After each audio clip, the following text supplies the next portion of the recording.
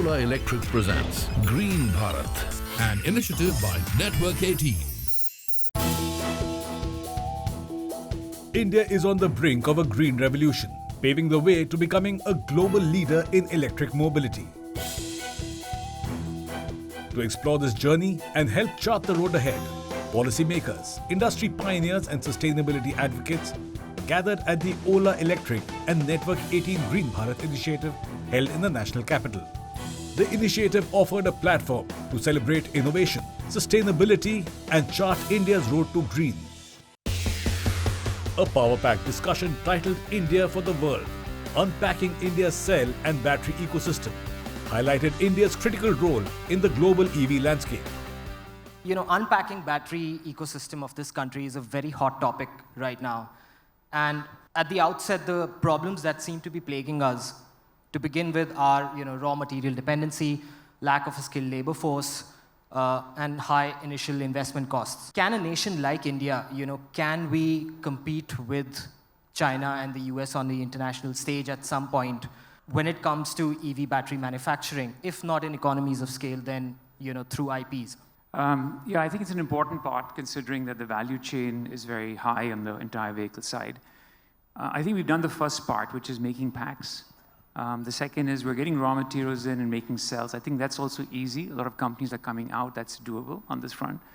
I think the third is trying to figure out how we get the anodes and cathodes, and then the raw material around that, where that's important because unless the processing of electrolytes, separators, anode and cathode materials are done in India, we're not going to get that kind of scale. I think it's very important to realize that China didn't start yesterday on this journey, right? They started securing a lot of raw material 20 years ago. They're way ahead of where we are today, and we have a long journey to kind of catch up on that. Whether it's resources in terms of the raw material itself, or even the technology in terms of the kind of cells that we will manufacture. But it's also an opportunity for us to kind of leapfrog and take those learnings ahead rather than just following what was done. It's the best time for us as a country to be able to do this, to do mass scale production on lithium-ion cells and deploy them domestically, given there is enough demand. We also need to note that China did not have this natural advantage because they don't have the lithium mines. Right? They still source the lithium from, let's say, Australia or Argentina, and process it, refine it, and then sort of sell it to the world, like put it in the batteries and then sell it to the world. So India has a similar opportunity, right, where we can do strategic alliances with like-minded countries and have access to these resources. If you look at what's happening in the cell manufacturing space globally, obviously China has taken the lead. They started much earlier. They have sort of access to resources, and they put a lot of capex to build refining plants to make sure that they can sort of go up the value chain, right? Having said that, given the geopolitical situation playing out, both in US and Europe and other places, there is a very strong ex-China policy that's out there, right? And the fact that the entire EV ecosystem, I would still classify, is it in its infancy, right? So there is a technological leapfrog available that India can sort of take advantage of, and take advantage of the geopolitical situation to actually build a great EV ecosystem for the world from India. Taking the conversation forward, international diplomats unpack how electric vehicles can act as an instrument of global cooperation and foster international collaboration for a greener future. EV diplomacy, geopolitics of electric vehicles, and how India can stay ahead. Let me kick this off by bringing in Ambassador Gautam Bambavle. Ambassador Bambavle, let me ask you about the India view. You've served as the Indian ambassador in China, in Pakistan. What's the example we need to take from China? That we not only merely have to think about the Indian market, we should also look at markets abroad. We need to be competing with the United States and with China in exporting some of our vehicles, particularly the two-wheelers and the three-wheelers, where I think we have a competitive advantage. So I think we need to look at diplomacy from this angle too, where we can help the rest of the world, particularly in the global south, to clean up our air by using more electric vehicles, some of which may have been manufactured in India. Right. Nick, I'd like to ask you about India-Australia cooperation when it comes to electric vehicles. Australia, as many of your viewers will know, has the largest supply deposit of lithium. We are one of the world's most important countries in terms of our huge reserves around critical minerals. So it's something that we are looking to, as you noted, work more closely with India in terms of encouraging Indian involvement in the development of our critical minerals. And we are, as I said, looking to work closely with India to see if we can get more Indian involvement in the development of that industry. And they will clearly play a big part in the development of your EVs. Let's also get a view from Norway. I think Norway has a lot to offer. We do collaborate with India on the green transition, on the electrification. We have, for example, in Norway, we have an electric vehicle association. It was started by the enthusiastic electric vehicle owners and the pioneers. They started this association. They worked very closely with the government, with the commercial partners to adopt standards, to develop regulations. So they have really great experience on how to change to this EV transition. And they work with a lot of other countries. They also work with enthusiasts here in India. They have been visiting recently, and they are sharing the lessons from Norway. I also think that in terms of trade, Norway and India, together with the other EFTA countries, we recently signed a free trade agreement. This will increase the trade, and green transition will be a very important part of that. One concrete example when we're talking about electric vehicles is this Norwegian company Sagavolt, which recently signed an MOU with an Indian company called Mass Tech Controls. And they will Mass Tech Controls will manufacture charging systems in India for this company, Sagavolt. They will primarily first have the European and the US market as their market, but in the future, hopefully also India can be a market for that. And I think this is a really good example of how Norway and India collaborate on EV supply chains. And it's also a great example of how Norway contributes to the Make in India policy. What's the ambition now on the UK side to work with India on electric vehicles? What more can we expect? I think we have high ambition. We have high ambition to work bilaterally with India and multilaterally with partners who are sitting on the platform as well. And as you say, there's already quite a lot of joint collaboration going on. So we see that at a government-to-government level, where for a number of years now, for example, we've been working with NITI Aayog to help design some of the low-emission vehicles. We are India's making investments into the UK. Tata Group has announced a £4 billion of gigafactory to be built in the southwest of England, recognising UK expertise in battery manufacturing, and that will be then providing batteries for the whole... British company you're talking about buses, Switch Mobility?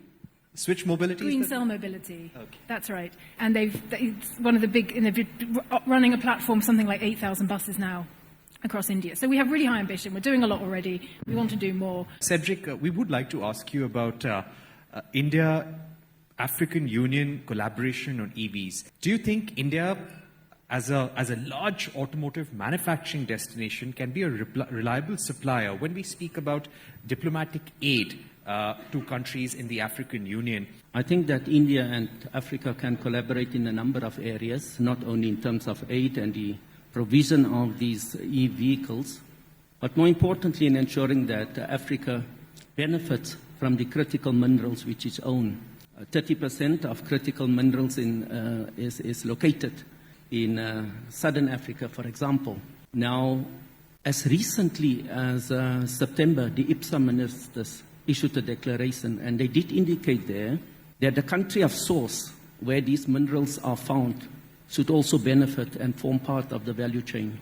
And I think this is important for Africa's industrialization, for its development.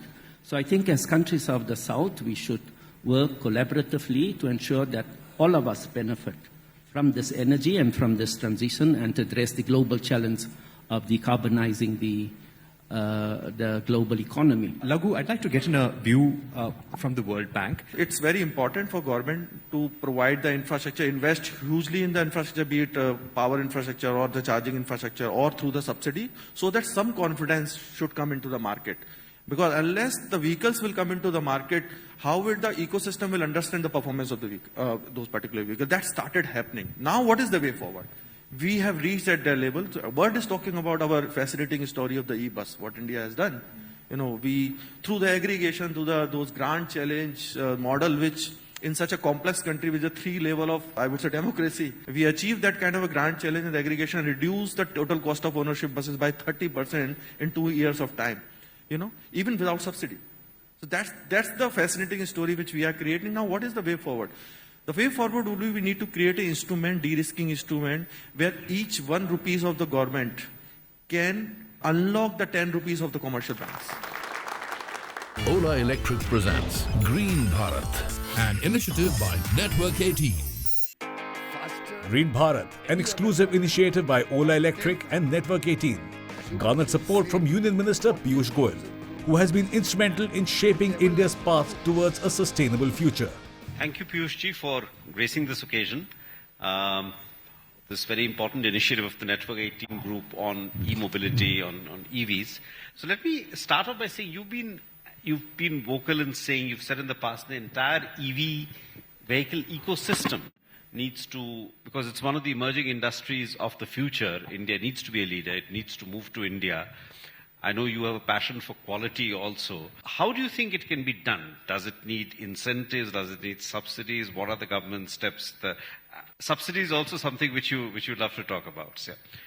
First of all, thank you very much for organizing this event and helping create an awareness, particularly amongst our youth, about the importance of sustainability and the role electric mobility can play in moving towards our national goals, a more sustainable lifestyle, and a safer future for the next generation.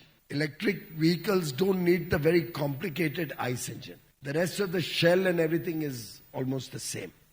So it's one ecosystem where we can very surely and certainly be Atmanirbhar, have a robust India element to it, and looking at the success stories of Tatas or Mahindras or Ola Electric for that matter, I'm very certain that given the rapid increase in adopting electric mobility that we are seeing in India, now even in commercial vehicles like buses and trucks, very soon the entire value chain will be in India. I don't think it needs subsidies. Right. I'm one of those, and I hope all the youngsters who are watching this program or in this room will clearly take back a message, move out of the subsidy mindset. Subsidies or these clutches are okay for a short period, like a kickstart of a scooter. Any industry which expects to remain subsidized, subsidy-driven or protected from competition beyond the initial few years can never be successful. So I guess the point you're making is that EVs, whether in two-wheelers or three-wheelers or cars, should become economically viable, should be economically attractive on its own merits, not driven because of subsidies. I mean, that's the we broader have point. Supported it through a variety of subsidy schemes. Right. FAME 1, FAME 2, PM e-Drive, now the PLI scheme for automotive industry of 26,000 crores.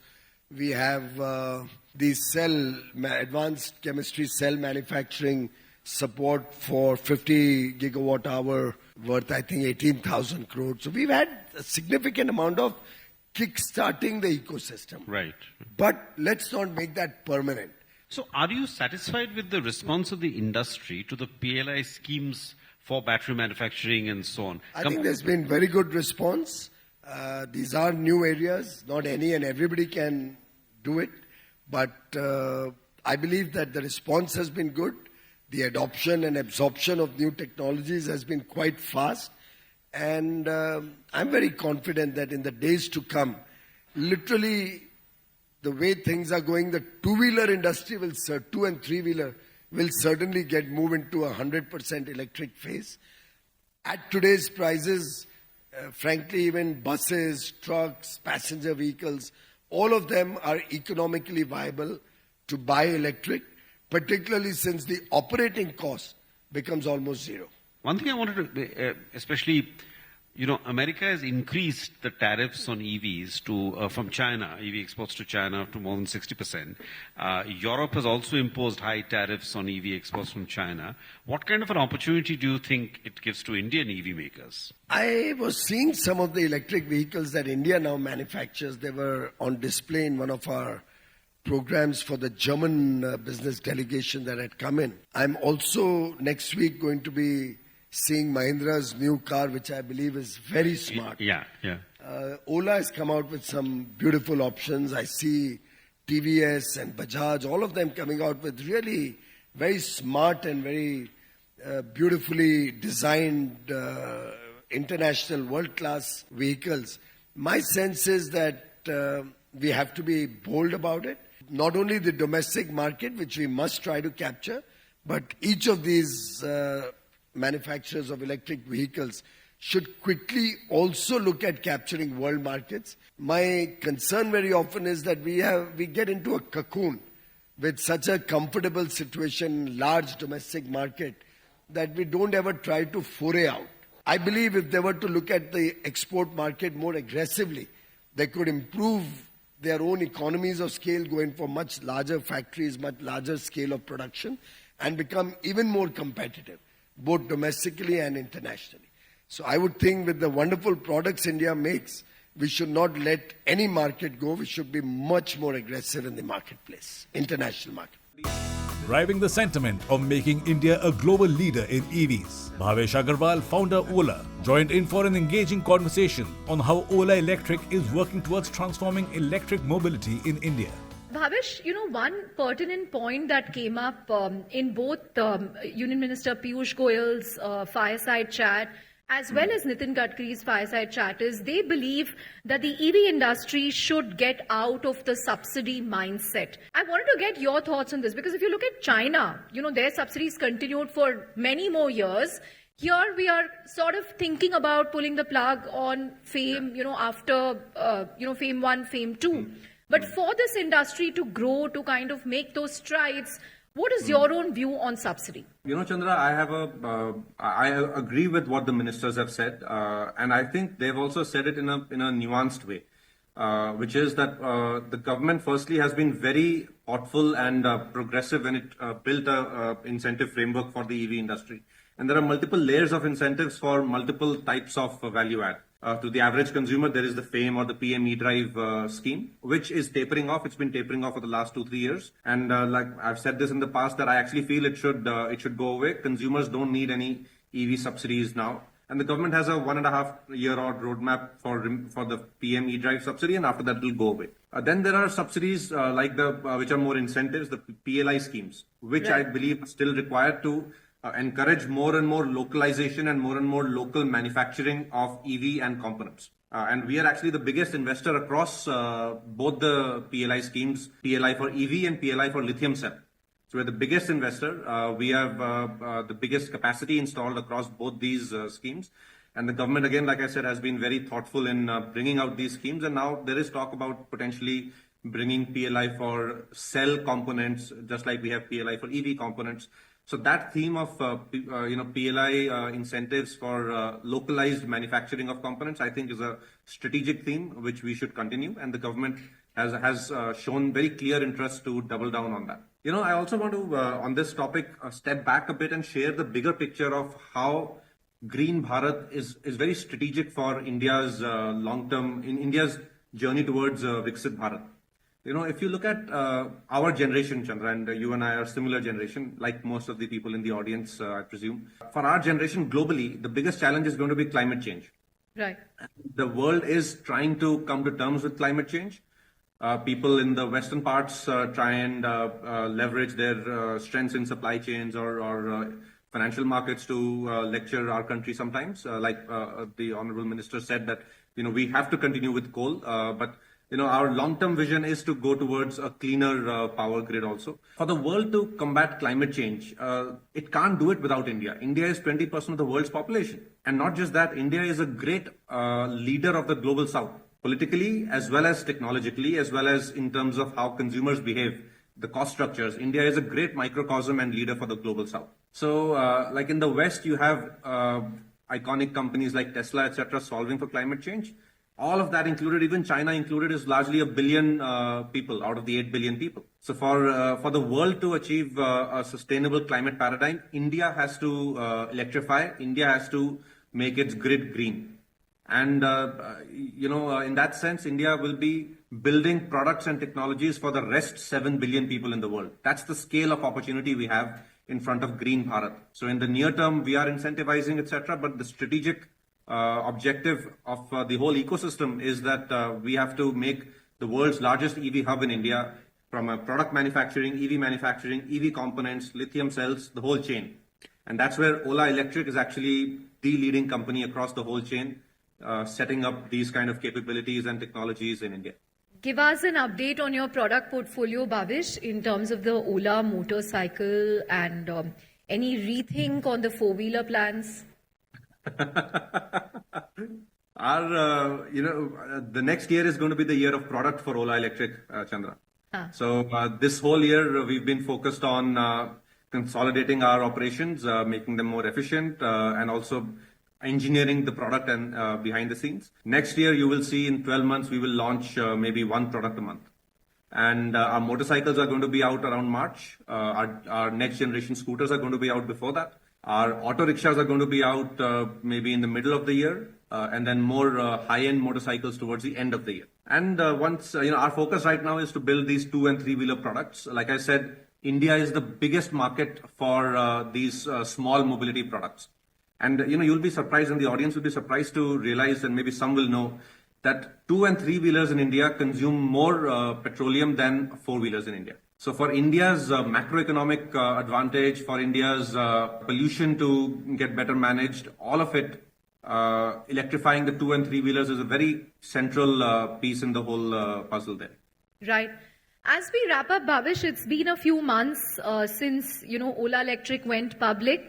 What's it like running a publicly listed company? What has changed for you as an entrepreneur? What has become easier? What has become difficult? What's been the key learning? Chandra, I feel, I'm looking at this change not from a what is easy or what is difficult lens, but I'm looking at it as what is it that I have to learn more, right? Because it is a journey we have to go through. And for me, the biggest emotion or the feeling that I carry is a much stronger, deeper sense of responsibility that we are managing people's money. And especially all the mutual funds and all, it's all Aam Aadmi ka paisa hai. So we have to allocate it wisely. We have to make sure we deliver returns and deliver long-term returns. People have invested in us, believed in us. So, it's incumbent upon us and, all the whole Ola Electric team to deliver into this future of Green Bharat and make sure shareholders make money. Right. Here's wishing you the very best on your journey of Green Bharat. A huge round of applause for Bhavish Agarwal. Ola Electric presents Green Bharat, an initiative by Network 18.